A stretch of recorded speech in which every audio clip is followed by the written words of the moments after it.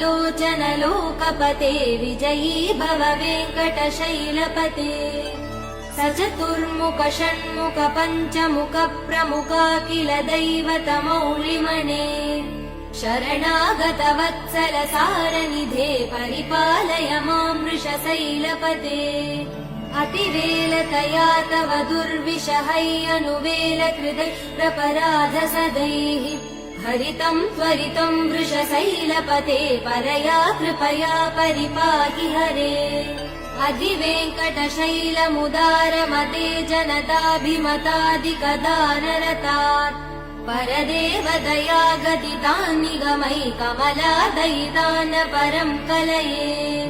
कलवेणुरवा वसगोपवधू शतकोटिवृतात् स्मरकोटिसमात् प्रतिवल्लविकाभिमदात् सुखदात् वसुदेव सुधान्न परं कलये।